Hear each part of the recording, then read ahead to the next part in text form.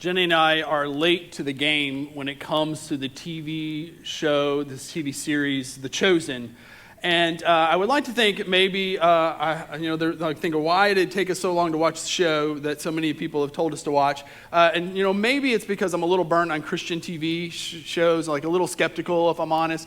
And that might be part of the reason, or maybe it's a less holy reason, a little more honest, is also I just don't sometimes watch substantive TV. I like to watch shows that don't make me think or don't have a lot of depth or meaning, and that's terrible to say, but sometimes I just want to veg in front of the television. Maybe you can relate. Anyway, maybe it's God's prevenient grace. About the time we got Jenny's cancer diagnosis, we started watching, and we haven't watched it like every day by any means, but I was surprised by my experience of it, if I'm honest. Now, people had said to watch it. In fact, our bishop's wife spoke at annual conference, and somehow she got talking about The Chosen, and she said that essentially her daughter has to remind her that the actor Jonathan Rumi, who plays Jesus in the series, is not actually Jesus, right?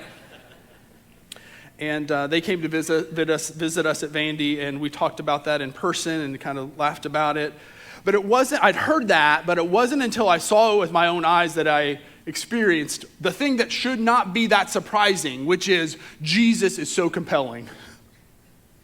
The person, not like the fake Jesus, not the float above the earth Jesus, not the Jesus with gold stuff or clouds behind him, but the down on the earth Jesus who looks you in the eye and is human. Gosh, even just a good depiction of that is so compelling.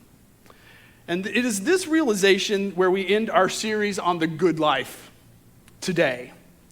As we have been circling together in John's gospel, this idea of life that he sort of repeats over and over, and eternal life specifically, which we will come back to again.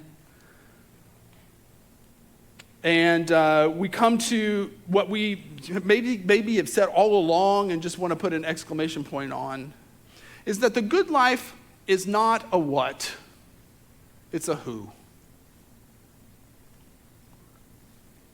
Not something that we have, but someone who has us. Not something we acquire in some way, but something that acquires us, or better yet, someone we know. And in his final prayer before the cross in John's gospel, Jesus brings all of these elements together as he defines the fullest sort of life possible, all of God's fullness in simply knowing God. And John is announcing that the good news is